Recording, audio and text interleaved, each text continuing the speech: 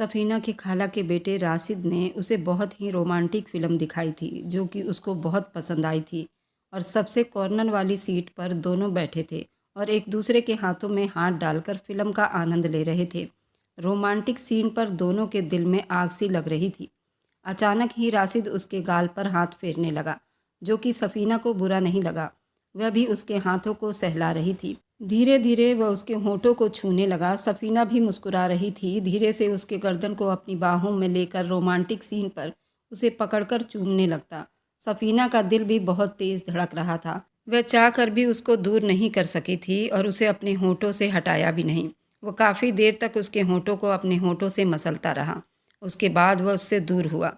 फिर बार बार पूरे romantic scene पर वह उसके साथ इसी तरह का सीन करता रहा। रास्ते में आते समय वह एक दूसरे से काफ़ी चिपक कर बैठे थे। राशिद ने कहा कि रात को तुम मेरे फ्लैट में चलो और सुबह तुम अपने घर चली जाना, किसी को भी कुछ खबर ना होगी।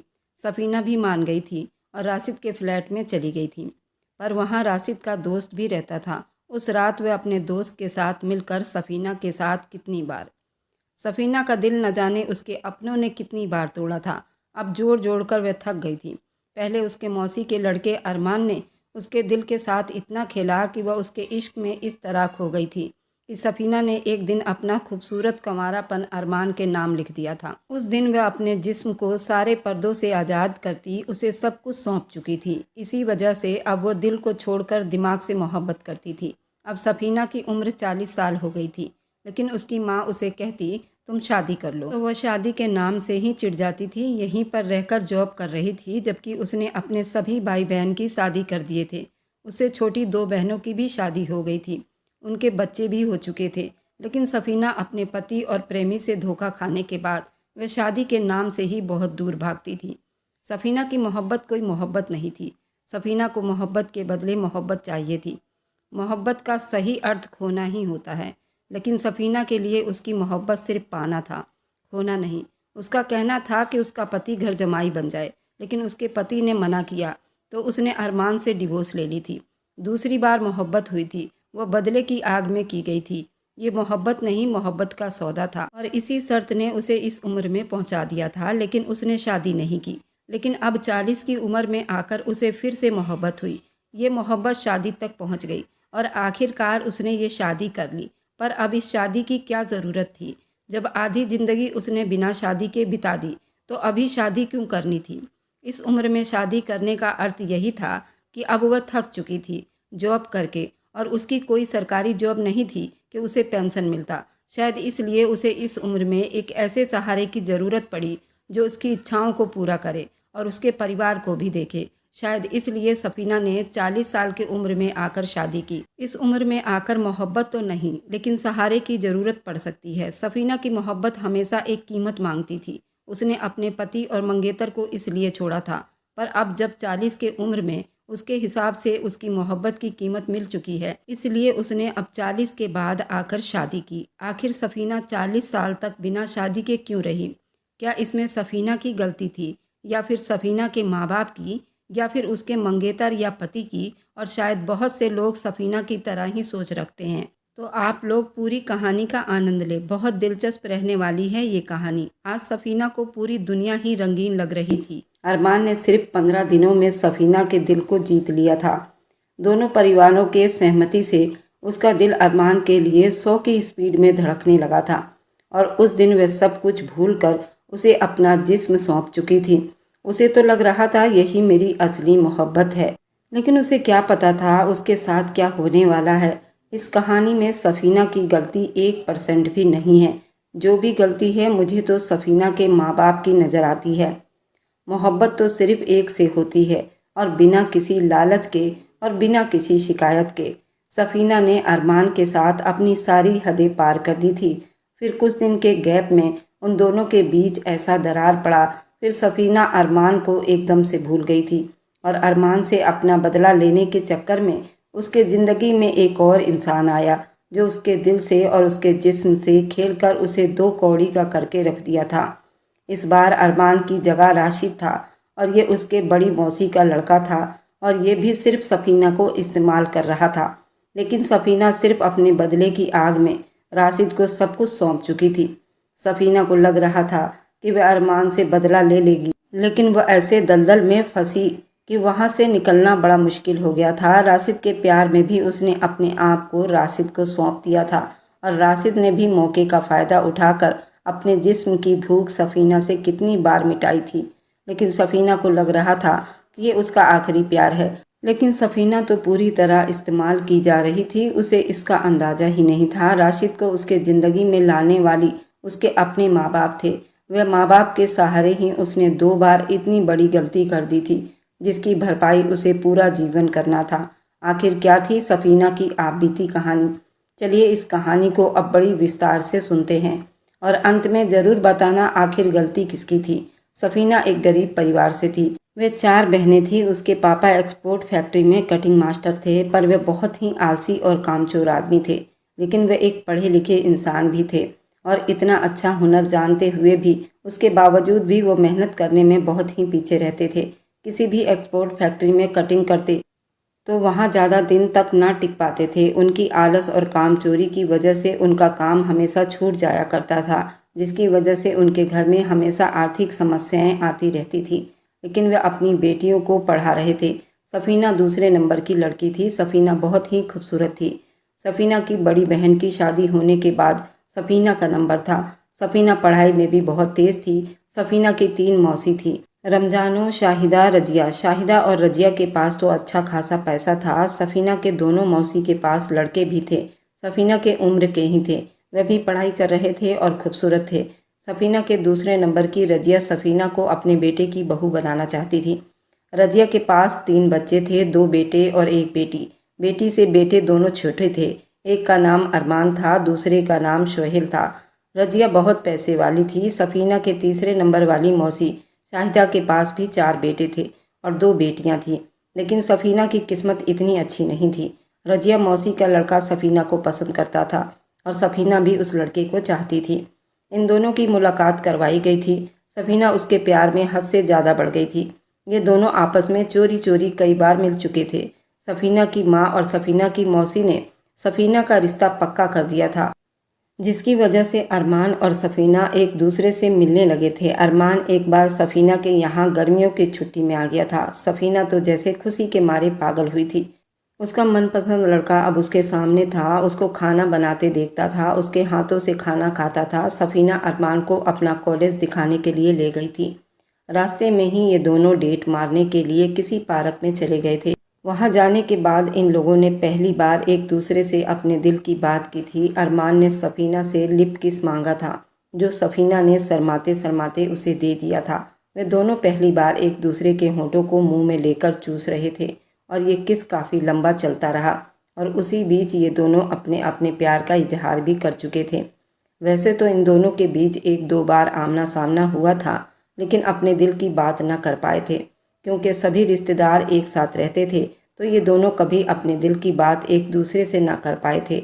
और आज जब इन दोनों को मौका मिला तो एक दूसरे के करीब हुए थे और अपने अपने दिल की धड़कनों को काबू करते पूरा शाम पार्क में बिताने के बाद वे घर पर लौटे थे। अरमान पूरा 15 दिन सफीना के घर में रुका हुआ था और इस 15 दिन में सफीना अरमान एक दूसरे के जिस्म को सुकून भी पहुंचा चुके थे। एक रात अरमान छत पर सो रहा था। सफीना को पहले ही बोल चुका था, आज रात छत पर मिलेंगे। सफीना जहाँ पर रहती थी उनके अगल बगल में कई प्लाट खाली थे। सफीना के और भी भाई बहन थे। मम्मी पापा सब उसी प्लाट में चारपाई लगाकर लेटे हुए थे और सफीना अरमान दोनों छत पर थे। अरमान तो रात को 8 बजे छत पर जाकर सो चुका था, लेकिन सफीना उस इंतजार में बैठी थी सबकी नींद गहरी हो जाए तो वह छत पर जाएगी। और जैसे ही रात के 2 बजे सफीना भी उठकर अब अरमान के बिस्तर में थी। अरमान भी उसे बड़ी चाहत से अपने सीने में चिपका चुका था। उसके होठों पर बरस पड़ा था। सफीना भी बेकाबू हुई थी। उसने भी अरमान के होठों को अपने होठों से चूमा था। वे आधे घंटे तक होठों पर ही लगे रहे। उसके बाद अरमान ने धीरे से उसके कमीज को ऊपर करते उसके ब्यूटी बॉल को अपने मुंह में ले चुका था। सफीना भी बिल्कुल बेकाबू हो गई थी। वह लंबी लंबी सांसें बिल्कुल धीरे धीरे ले रही थी ताकि कोई सुन न ले। उसके बाद अरमान ने उसके सलवार के डोरी को भी खोल दिया। उसके बाद अरमान उसके ऊपर होकर अपनी मोहब्बतों की बरसात करने लगा। सफीना भी बिल्कुल तैयार थी। वह भी उसका पूरा साथ दे रही थी। थोड़ी ही देर में सफीना ने एक चीख मारी। अरमान ने धीरे से उसके होठों पर हाथ रखा बस थोड़ा सा रुको, उसके बाद बहुत मज़ा आने वाला है। सफीना भी उसका भरपूर साथ दे रही थी, लंबी लंबी सांस ले रही थी। वे दोनों सुबह तक एक दूसरे में समाये रहे।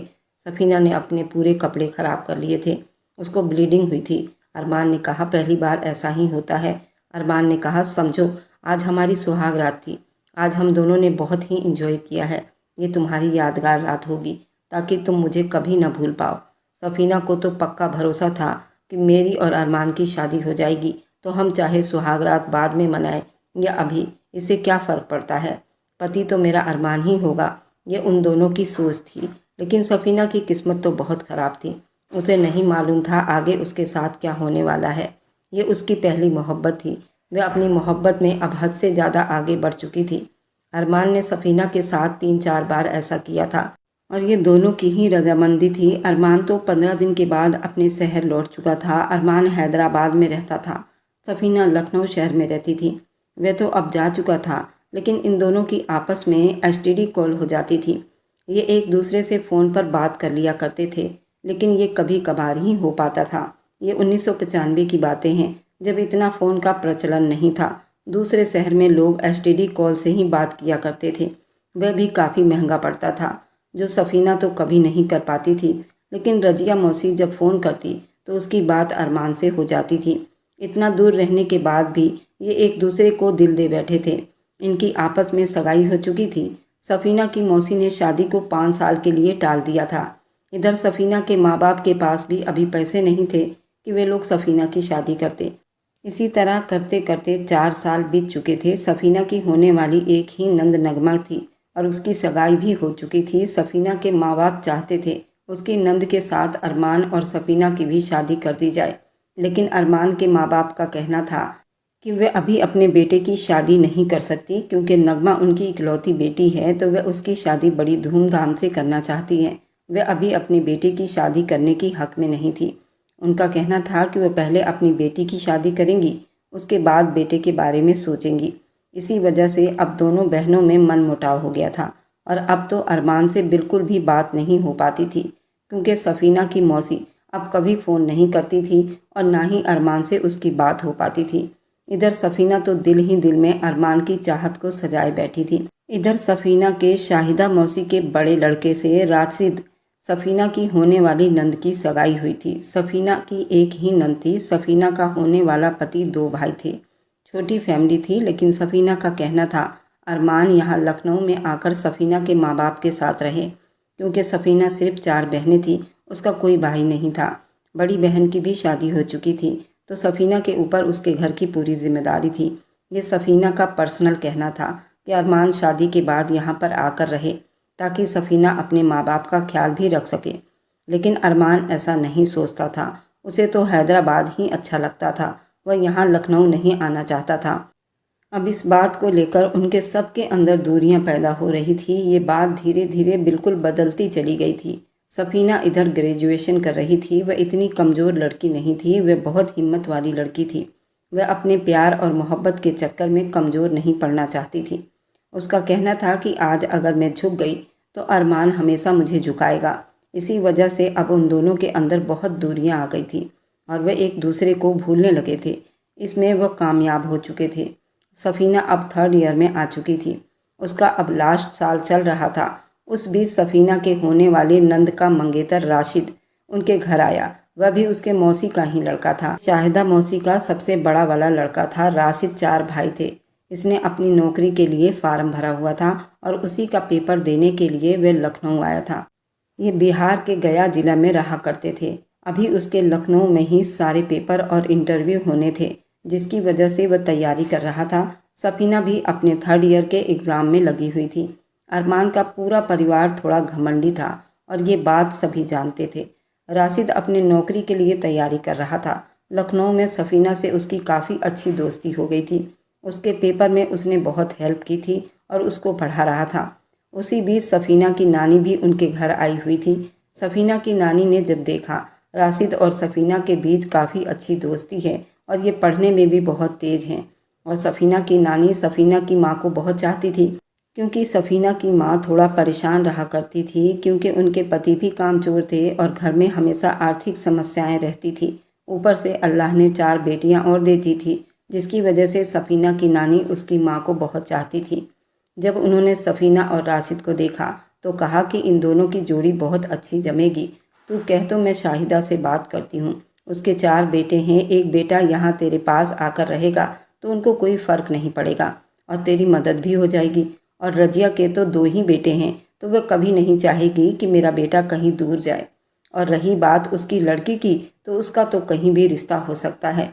पैसे वाले लोग हैं और एक इकलौती लड़की है, वे अपने टक्कर में ही शादी करेंगे। शाहिदा, तुम दोनों बहन आपस में मिल जाओ, तुम दोनों की जोड़ी जमेगी। तुम्हारे पास बच्चे भी ज़्यादा हैं, एक दूसरे के दुख को अच्छी तरह समझोगे। ये बात राशिद के कान में उसकी नानी ने डाली थी। राशिद को तो अपनी मंगेतर भी बहुत पसंद थी, वह इसलिए उसकी मंगेतर इकलौती थी। राशिद के परिवार वाले थोड़े लालची टाइप थे। जब राशिद के नानी ने ये बात कही तो राशिद ने उनकी बात को स्वीकार कर लिया। कहा कि मैं नगमा को छोड़कर सफ़ीना से शादी कर सकता हूँ, इसमें तो कोई बुराई नहीं है, ये तो बहुत अच्छी लड़की है। बल्कि नगमा तो एक घमंडी लड़की है, वह कभी मुझसे बात नहीं करती। सफ़ीना तो बहुत ही प्यारी लड़की है, अगर सफ़ीना किसी के ज़िंदगी में आ जाए तो उसकी ज़िंदगी बदल जाएगी। सफ़ीना ने भी राशिद की बात सुन ली थी। जो कमी उसमें अरमान के घर वालों में निकाली थी, वह इस बात से सहमत थी। सफ़ीना का भी कहना यही था कि वे लोग बहुत घमंडी हैं, वे अपने आप में किसी और को नहीं लगाते। अगर हम फ़ोन करेंगे तो बात कर लेते हैं और कभी अपने आप फ़ोन लगाकर हाल चाल नहीं पूछते। जबकि अरमान तो मुझसे मोहब्बत का दावा करता था, लेकिन वह तो एक नंबर का झूठा निकला। उसने माँ से साफ शब्दों में कहा कि वह यहाँ लखनऊ नहीं आ सकता और शादी के बाद मुझे कभी कभार लखनऊ आने देगा, पर यह मुझे स्वीकार नहीं है। मैं अपने माँ बाप के पास रहकर उनकी देखभाल करना चाहती हूँ, आखिर मेरी जिम्मेदारी है मेरे माँ बाप की, तो मैं अपने माँ बाप को कैसे छोड़ दूँ। राशिद उसकी बातों से सहमत था। अब राशिद का आना जाना उनके घर में बराबर हुआ करता था और ये दोनों अपने अपने दुख सुनाया करते थे, क्योंकि राशिद की मंगेतर भी उससे ज़्यादा बात नहीं करती थी। जब राशिद उससे फ़ोन पर बात करता तभी वह उससे बात कर पाती थी, बाकी वह कभी अपने आप से फ़ोन मिलाकर उससे हालचाल नहीं पूछती थी। राशिद और सफ़ीना का दुख बिल्कुल सेम था। सफ़ीना इसी वजह से अब राशिद के करीब आ रही थी। यहाँ रहते काफ़ी दिन हो गए थे। लखनऊ में ही राशिद जॉब कर रहा था। वह सफ़ीना के घर हमेशा आया जाया करता था। सफ़ीना को बाहर जाना होता तो वह जब भी फ़ोन करती तो वह उसके बुलाने पर आ जाता। अब राशिद और सफ़ीना की माँ भी इस बारे में बात करने लगी थी कि अगर सफ़ीना और राशिद की शादी हो जाती है तो राशिद यहाँ पर रह सकता है, मुझे कोई परेशानी न होगी। ये बात सफ़ीना की माँ को अच्छा लगा था। अब ये दोनों आपस में तय कर चुके थे कि राशिद और सफ़ीना की शादी कर दी जाए। इधर राशिद और सफ़ीना को इस बारे में अच्छे से मालूम हो चुका था। हम दोनों की सोच सेम है और राशिद मेरा हर कहना मान सकता है, लेकिन सफ़ीना को ये नहीं पता था कि ये सिर्फ एक धोखा और छलावा है। सफ़ीना भी राशिद को अब धीरे धीरे पसंद करने लगी थी। राशिद भी उसे अपनी चाहत के बारे में बता चुका था। जो सफ़ीना को पसंद है वही उसको पसंद है। अगर हम दोनों शादी कर लेंगे तो हमारी खूब जमेगी। एक दिन सफ़ीना एक नॉवल पढ़ रही थी जो बहुत ही रोमांटिक थी और राशिद अभी अभी आकर बैठा था, लेकिन सफ़ीना को नहीं पता था कि राशिद उसके पीछे बैठा हुआ है। वह अपनी नॉवल पढ़ने में मगन थी, राशिद उसे देखने में बिजी था। अचानक ही नज़र भटक कर राशिद पर पड़ी तो वह हड़बड़ाकर उठ बैठी और कहने लगी, राशिद तुम कब आए?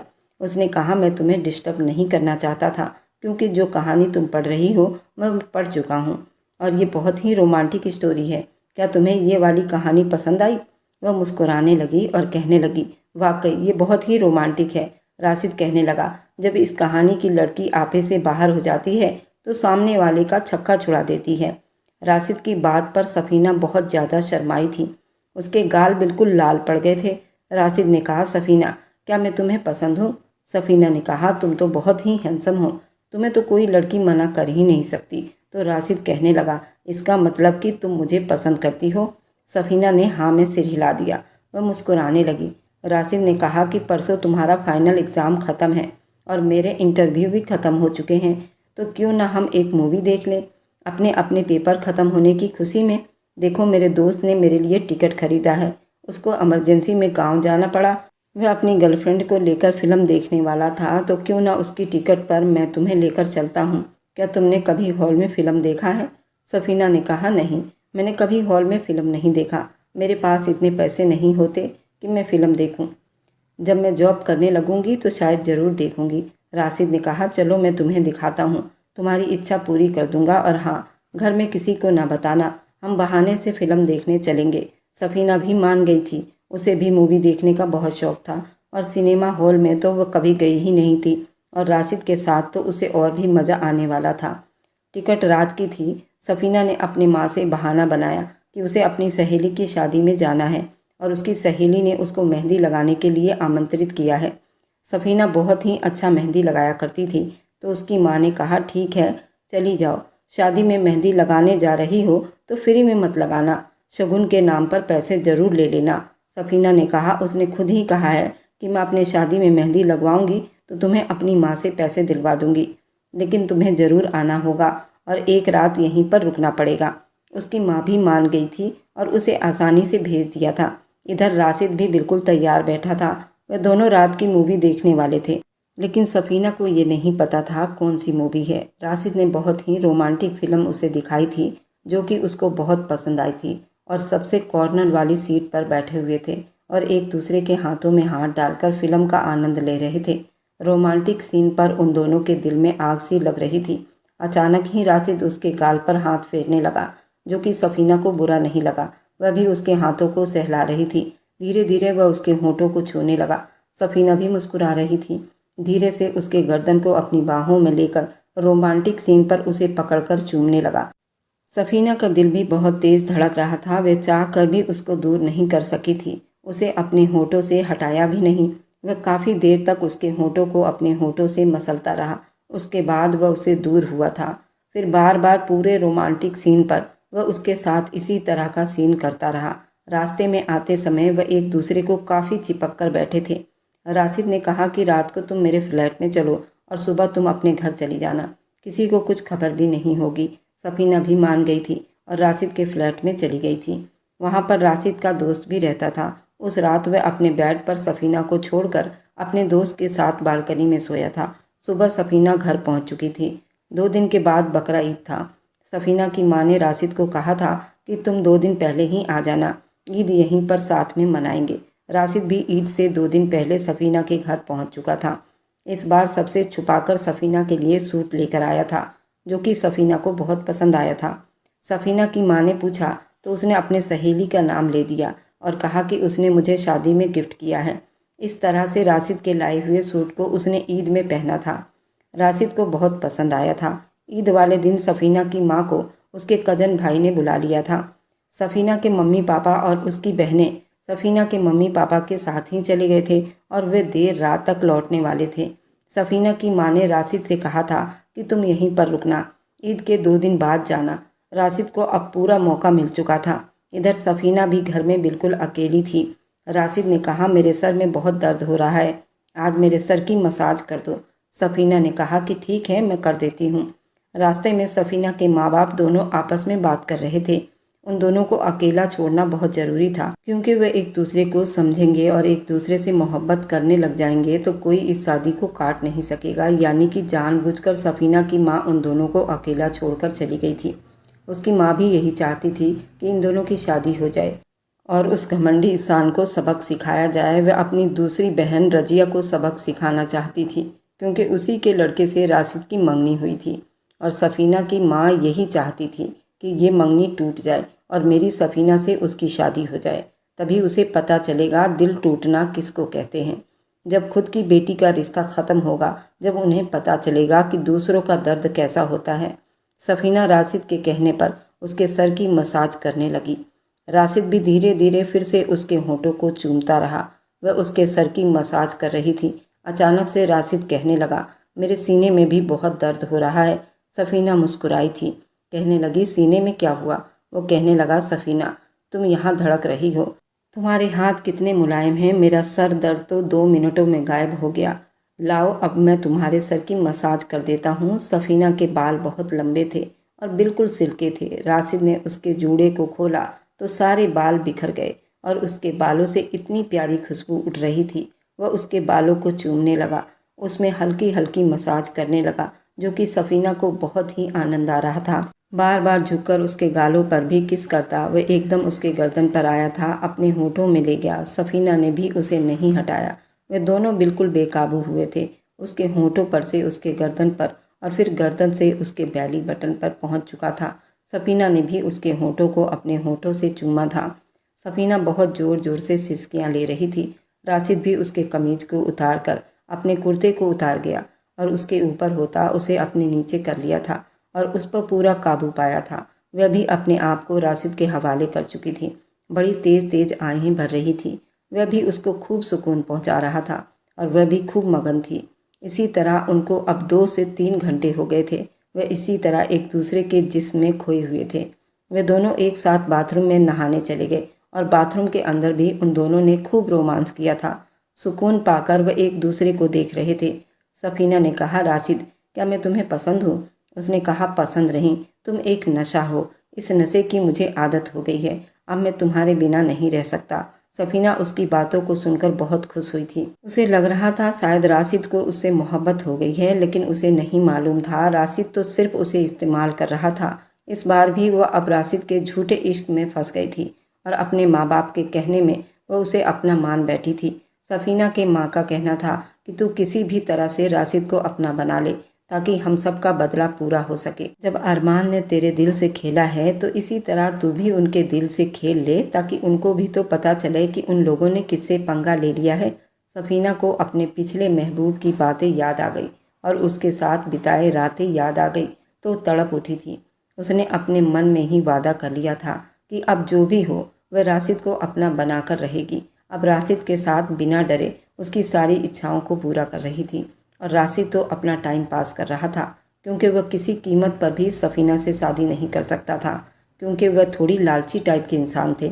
राशिद की माँ भी सफीना को मोहरा बना रही थी, पर सफीना के माँ को इस बात की बिल्कुल भी अंदाज़ा नहीं था कि वह सिर्फ एक मोहरा थी। सफीना की माँ तो समझ रही थी राशिद उससे सच में प्यार करता है, लेकिन वह तो सिर्फ अरमान की बहन को काबू में करना चाहते थे। अरमान की माँ ने अपनी बेटी की शादी राशिद से लगाई हुई थी। वह किसी भी कीमत पर राशिद को किसी को नहीं होने दे सकती थी और उसने ऐसा ही किया। जब उसने देखा कि राशिद आजकल सफीना के साथ घूमता फिरता है और उसे पसंद करने लगा है, तो उसने तुरंत दहेज की रकम बढ़ा दी थी और अपनी इकलौती बेटी की शादी राशिद से फिक्स कर दी और तारीख भी रख दी गई थी। लेकिन इधर ना तो सफीना को पता था और ना ही उसकी माँ को पता था। उन दोनों बहनों ने सफीना के माँ को और सफीना को भनक तक ना लगने दी और चुपके से ये शादी हो गई थी। जब शादी के दिन किसी रिश्तेदार ने फ़ोन किया तब पता चला कि आज तो राशिद की शादी अरमान की बहन से होने वाली है। कुछ ही घंटे में बारात निकलने वाली है। तो इन दोनों माँ बेटी और उसके पापा जैसे पागल हो गए थे, क्योंकि राशिद के परिवार और राशिद हैदराबाद में ही जा चुके थे और ये शादी हैदराबाद में ही होनी थी। अब सफीना और उसके माँ बाप तो इतनी जल्दी नहीं पहुंच सकते थे। अब वो अपने सर पर हाथ रखकर शोक मना रहे थे जैसे घर में कोई मौत हो गई हो। घर में बैठे सारे मातम मना रहे थे। इधर राशिद बारात सजाकर अरमान के बहन को दुल्हन बनाने वाला था। इस बार फिर से सफीना का दिल टुकड़े टुकड़े हो गया था। वह कठपुतली बन चुकी थी। वह तो समझ रही थी कि वह उससे बदला लेगी, लेकिन वह आज खुद ही इस आग में जलकर राख हो गई थी। सफीना को अब मर्द जात से नफरत होने लगी थी। इधर राशिद अपनी पत्नी नगमा के साथ बहुत खुश था और उसकी अब सरकारी जॉब लग गई थी। राशिद की पत्नी ने उससे पूछा कि तुम सफीना के साथ कुछ ज़्यादा ही फ्री हो गए थे। जब तुम्हें पता था कि मेरे साथ तुम्हारी शादी लगी है, फिर तुम सफीना के साथ क्यों घूम रहे थे?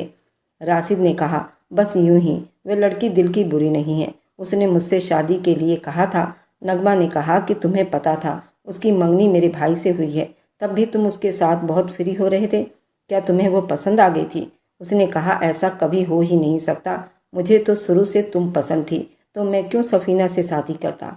उसने अपनी पत्नी को मिनटों में ही बेवकूफ़ बना दिया था। उसने कहा कि सफीना ही मुझसे बहुत ज़्यादा चिपकती थी, जबकि उसको पता था कि मेरी सगाई तुमसे हो रखी है। तब वो मुझे चाहने लगी थी। उसने यहाँ तक कह दिया था कि मैं तुम्हें पसंद करती हूँ और तुमसे शादी करना चाहती हूँ। मैं अपनी नगमा को नहीं छोड़ सकता था। अब देखो, आज तुम मेरे साथ हो। अब इससे ज़्यादा तुम्हें क्या सबूत दूँ? इधर सफीना अपने गम से बाहर निकल नहीं पा रही थी। उसको रह रहकर राशिद की बहुत याद सताती थी। 2 साल के बाद अरमान की माँ की तबीयत बहुत ज़्यादा ख़राब हुई। वह लखनऊ इलाज के लिए आई थी। वह सफ़ीना के घर में ही रुकी हुई थी। अब सफ़ीना की माँ को वो मना चुकी थी। उसका कहना था कि अब मैं अपने बेटे अरमान की शादी करना चाहती हूँ। सफ़ीना की माँ तो पहले ही घायल थी। उसने कहा कि ठीक है, पहले मेरी बेटी मेरे पास रहेगी, और ये बात तो मैंने पहले ही तुम्हारे कान में डाली थी शाहिदा, और तुमने मेरे गरीब होने का फ़ायदा उठाया है। एक बार कहते हो शादी करेंगे, दूसरी बार भूल जाते हो। हम इतने भी गए गुजरे नहीं हैं रजिया। रजिया ने कहा कि ठीक है, वैसे भी मेरी तबीयत बहुत ख़राब है। अब इन दोनों बच्चों की शादी हो जानी चाहिए। उसके बाद इन दोनों बच्चों की मर्जी है, अगर वो तुम्हारे घर रहना चाहते हैं तो रह सकते हैं। सफ़ीना की माँ मान गई थी और फिर उसने सफ़ीना को भी मनाने की कोशिश की। इस बार सफ़ीना बहुत गुस्से में थी। कहने लगी, माँ, तुम लोगों ने क्या तमाशा लगा रखा है? कभी कहती हो राशिद से शादी कर लो और कभी कहती हो अरमान से शादी कर लो। मैं कोई खिलौना नहीं हूँ, मेरी खुद की अपनी कोई राय होगी। माँ, तुम लोगों ने मुझे इतना नीचा गिरा दिया है कि पूछो ही मत। मैं अब अपने आप से नज़रें नहीं मिला पा रही। पहले मेरे दिल के साथ अरमान ने खेला, फिर उसके बाद राशिद ने खेला। अब मैं कोई खिलौना नहीं हूँ। मुझे थोड़ा टाइम चाहिए। मैं अभी शादी करने के मूड में नहीं हूँ, और जब मुझे करनी होगी तो मैं बता दूंगी। मैं अरमान के बारे में अच्छी तरह से जानती हूँ। उसका कहना है कि वो यहाँ लखनऊ में हम लोगों के साथ नहीं रहेगा, वह हैदराबाद में ही रहेगा। आप क्यों परेशान होती हो? मौसी ने कहा, और तुम झट से मान गई। सफ़ीना की माँ ने उसे बहुत प्यार से समझाया। कहा कि कोई बात नहीं बेटा, हम गरीब लोग हैं, हमें ज़्यादा सपने देखने की ज़रूरत नहीं। अगर इस वक्त अरमान तैयार है तो कर लो शादी। अरमान की माँ भी चाहती है कि ये शादी हो जाए। शादी के बाद देखी जाएगी अरमान तुम्हारे साथ रहता है कि वह हैदराबाद में ही रहेगा। उसको किसी भी तरह यहाँ लखनऊ में ही रहना होगा। सफ़ीना इस बार फिर से मजबूर हो गई थी। उसको सभी घर वाले दबा रहे थे कि तुम शादी कर लो, क्योंकि अरमान की माँ को डॉक्टर ने जवाब दिया है कि वह कुल 3 महीने ही जिंदा रहेगी। सफ़ीना की माँ उसे चढ़ाने लगी। अब उसकी माँ भी नहीं रहेगी। तुम अरमान को जैसे चाहे वैसे अपने प्यार में मोड़ सकती हो। तुम्हें देर नहीं करनी चाहिए और ये शादी कर लेनी चाहिए। सभी रिश्तेदार उसे मजबूर करने लगे तो सफ़ीना ने अरमान से शादी के लिए हामी भर ली। लेकिन एक वही थी जो इस शादी के बिल्कुल खिलाफ थी। वह थी सफ़ीना की नंद। सफ़ीना की नंद सफ़ीना से बहुत चिढ़ती थी, क्योंकि उसने सफ़ीना के बारे में, अपने पति के बारे में बहुत कुछ सुन रखा था, जिसकी वजह से नगमा उससे बहुत चिढ़ती थी और वह ये नहीं चाहती थी कि उसके भाई से सफ़ीना की शादी हो। अरमान तो पहले ही घमंडी आदमी था, उसको सफ़ीना से शादी करने में कोई आपत्ति नहीं थी। अब बहुत ही जल्दीबाजी में अरमान और सफ़ीना की शादी हुई थी।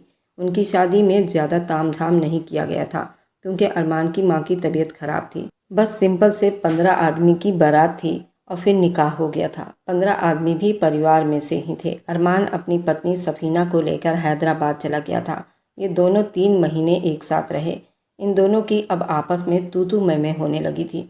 अरमान का कहना था कि तुमने मुझे बहुत जल्दी भुला दिया था और राशिद के साथ तुम बहुत रंगरलियाँ मना रही थी। इधर सफ़ीना का कहना था कि मैं नहीं बोली थी, तुम ही मुझसे बात नहीं करते थे, और मैंने भी सुना था कि तुम भी किसी लड़की के साथ हो। जैसे तुम मेरे बारे में खबर रख रहे थे और ना मुझसे बात करते थे, ऐसे ही मुझे तुम्हारे बारे में पता चली है कि तुम्हारा भी किसी लड़की के साथ अफेयर है। तभी तुम मेरे साथ लखनऊ नहीं जाना चाहते हो। अरमान का कहना था कि उसके पिता की यहाँ हैदराबाद में जॉब है और वे अपनी जॉब नहीं छोड़ सकते। तुम्हें मेरे पिता का भी ख्याल रखना होगा। सफ़ीना का कहना था कि शादी तुम्हारे साथ हुई है, मैं तुम्हारा ख्याल रख सकती हूँ, तुम्हारे पिता का नहीं। तुम उनके बेटे हो, तुम उनका ख्याल रखोगे। इसी बात पर रोज़ इन दोनों की लड़ाई होने लगी थी। सफ़ीना को पड़ोसियों से पता चला था कि अरमान का किसी लड़की से अफेयर चल रहा है और बहुत ही तगड़ा वाला है, लेकिन वे लड़की अरमान से शादी नहीं करना चाहती। लेकिन अरमान उस लड़की का पीछा नहीं छोड़ रहा।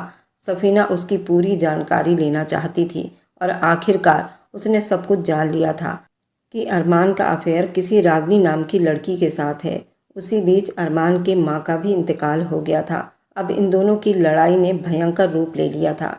अरमान भी वह सब कुछ जान चुका था। सफ़ीना का राशिद के साथ अफेयर था। सफ़ीना, तुमने राशिद के साथ जो किया वह सब कुछ मुझे मालूम है। तुम खुद एक करैक्टर लेस लड़की हो और मुझे बदनाम कर रही हो।